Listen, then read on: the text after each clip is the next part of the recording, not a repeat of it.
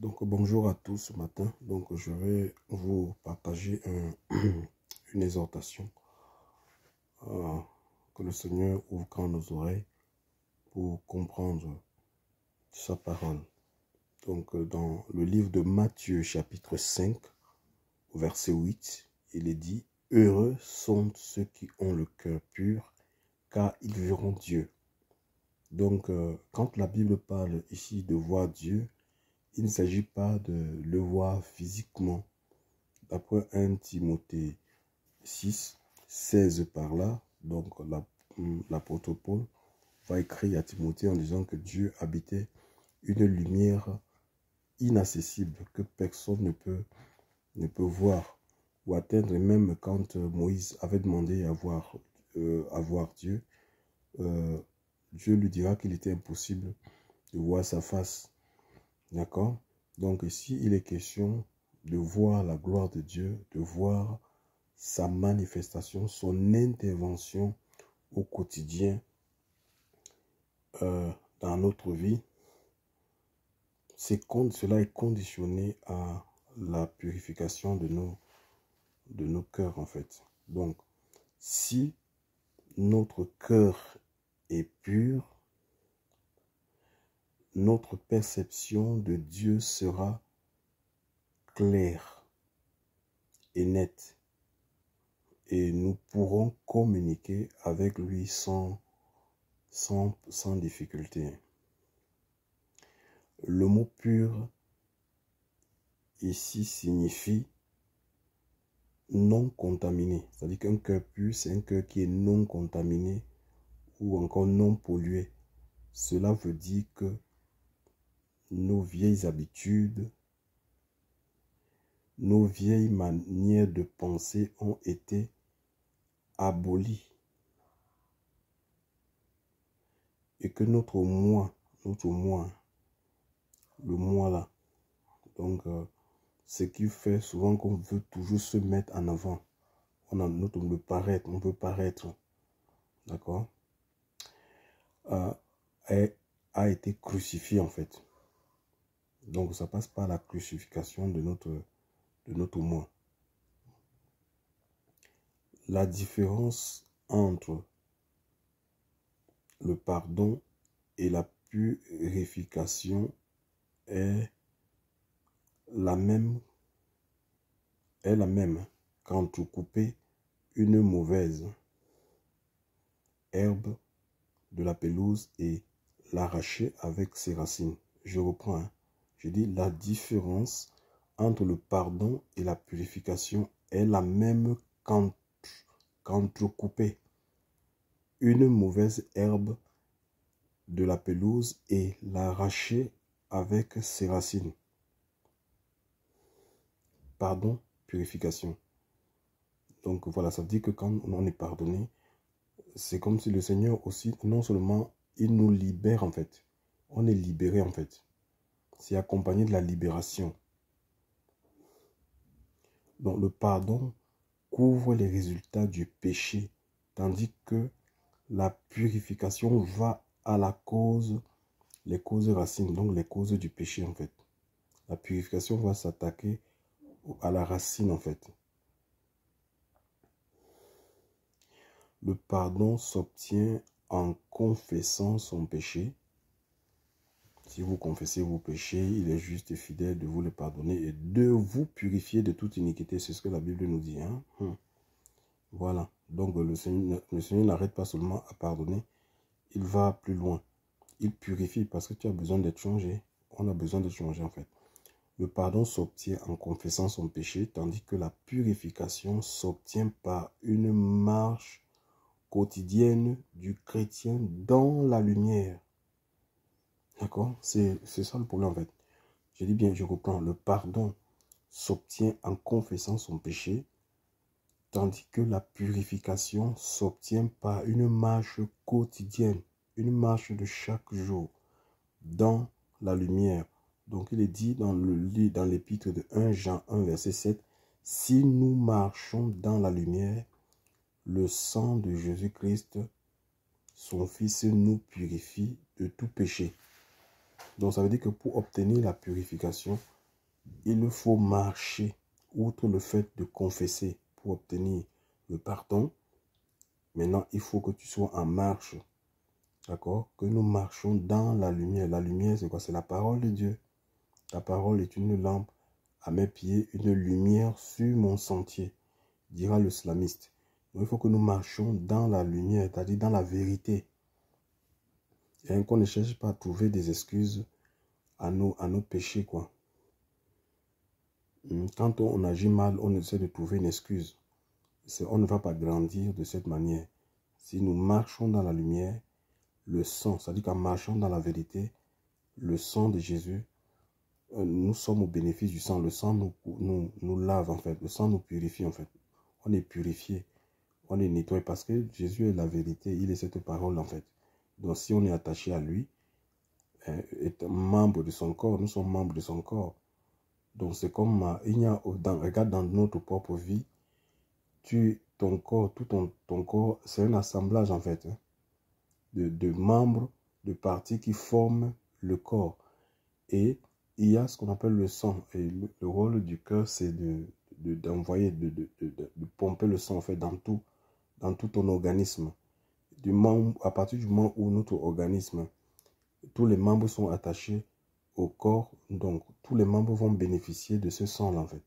Donc c'est la même chose si je suis attaché au Seigneur, dans son sang. Si je suis attaché au Seigneur, attaché à sa parole, dans son sang,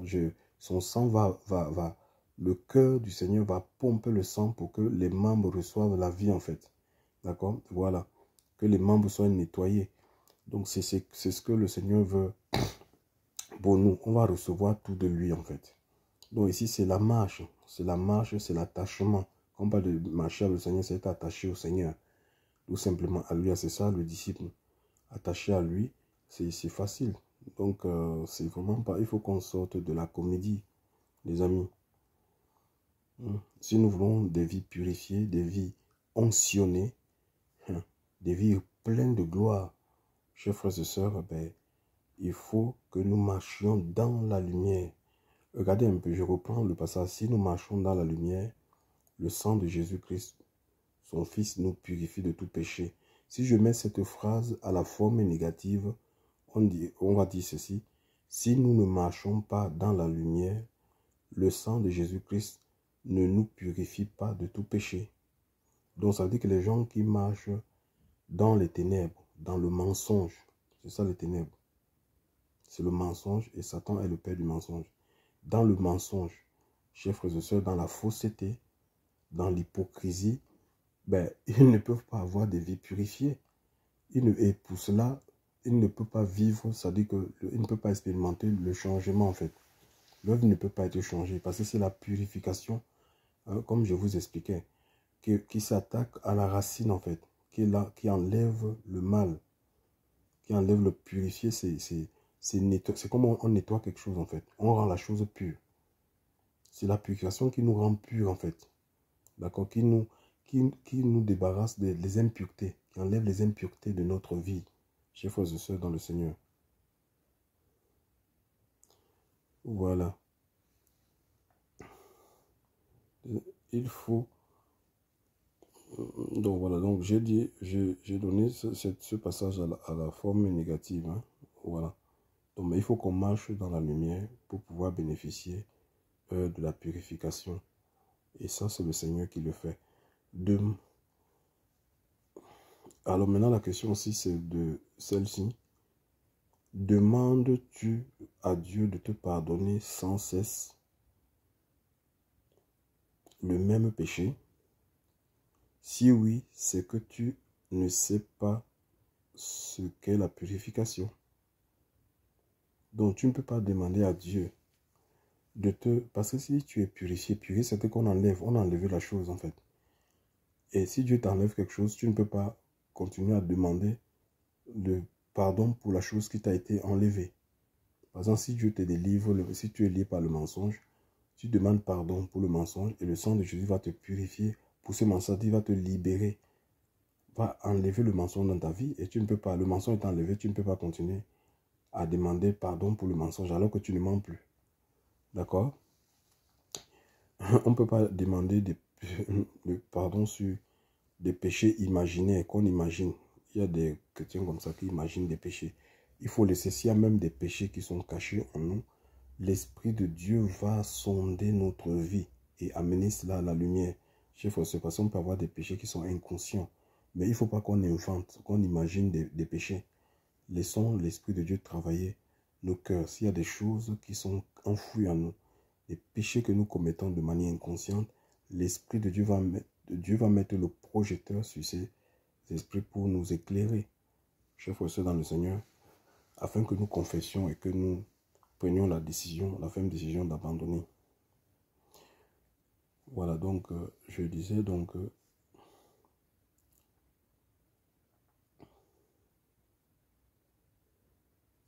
je disais ceci. Demandes-tu à Dieu, demandons-nous à Dieu de nous pardonner sans cesse le même péché? Si oui, c'est que tu ne sais pas ce que c'est la purgation. Ça veut dire qu'on est des chrétiens qui ne sont pas libérés. Tu ne peux pas demander pardonnez-moi tout le temps pour la même chose. C'est pas possible ça. Ça veut dire qu'on n'est pas la chose, elle est là. Donc, et la purification a pour rôle d'enlever cette chose-là. Donc, il nous faut maintenant aller à la cause, si c'est le cas. Hein. Il nous faut aller à la cause, la source du péché lui-même. Paul a dit que notre cœur avait besoin d'être circoncis. En Romains 2, 29, la circoncision en fait. Ce qui signifie couper comme au scalpel tout ce qui en nous appartient à la chair. D'accord? C'est ça le rôle de la purification. C'est comme une forme de circoncision. Hein? La circoncision, on coupe en fait. Et les hommes connaissent cela en fait. Donc ton corps est comme modifié, changé. C'est ça, en Christ, on devient une nouvelle création. En Christ, on devient une nouvelle création. Cela veut dire aussi, donc je disais, il nous faut maintenant aller à la cause de la source du péché lui-même. Donc Paul a dit que nos cœurs avaient besoin d'être circoncis dans Romains 2, 29. Ce qui signifie couper comme au scalpel tout ce qui en nous appartient à la chair. Cela veut dire aussi enlever ce qui est bon pour laisser toute la place à ce qui est bien meilleur. Parce qu'en fait, on progresse. On est là pour progresser, d'accord? Même si on est bien, on doit être plus bien. Donc, on doit avancer. On doit prospérer dans le voie de Dieu. Si on porte du fruit, le Seigneur continue à nous émonder pour qu'on davantage on puisse encore porter du fruit. Certaines choses ne sont pas mauvaises en soi, mais si elles occupent la place de Dieu dans notre cœur ou prennent trop du temps qui devrait lui être consacré, alors elles doivent être enlevées. Je dis bien. Certaines choses ne sont pas mauvaises en soi, mais si elles occupent la place de Dieu dans notre cœur ou prennent trop du temps qui devrait lui être consacré, alors elles doivent être enlevées. Dieu dit à son peuple des temps anciens, l'Éternel ton Dieu circoncira ton cœur, afin que tu aimes l'Éternel ton Dieu de tout ton cœur et de toute ton âme, et que tu vives. Deutéronome 30, verset 6. Voilà. Voyez, donc, et parfois, une des choses qui peuvent occuper la place qui peut avoir occuper plus de place dans notre vie, c'est parfois nous-mêmes, hein, c'est notre propre chair en fait. Donc il y a des gens des chrétiens qui sont idoles de leur propre chair, je vous assure.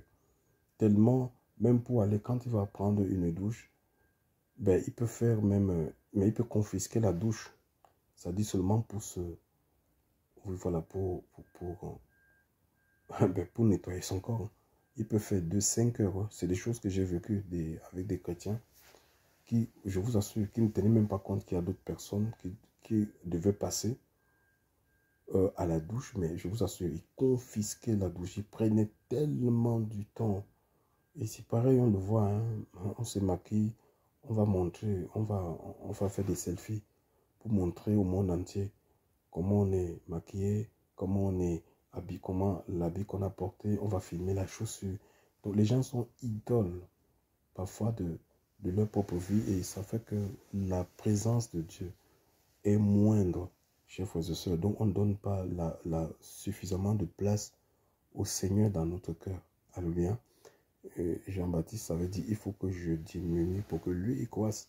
Dieu ne peut pas croître si la place ne lui est pas accordée, chers frères et sœurs. L'importance ne lui est pas accordée. Ce n'est pas possible ça. On va demeurer dans la chair des chrétiens charnels. Donc, il faut la circoncision en fait. Les chrétiens non circoncis, ils se comportent, ils sont attachés, ils sont liés par leur propre chair en fait. Ils sont liés par la chair et ils ne connaissent pas la délivrance. Alors maintenant, je veux dire, enfant de Dieu, notre oreille est-elle attentive à sa voix et notre cœur est-il pur?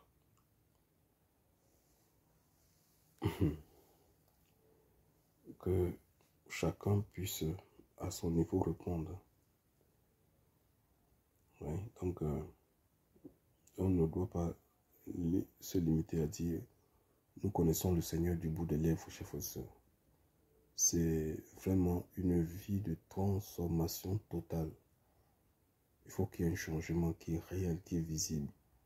Visible par les gens qui nous côtoient. Alléluia. Et chaque année, ils doivent dire que oui, il y a des changements. Tu n'es pas la même personne. Tu n'es pas la même personne. Que tu es différente. Que tu es à part.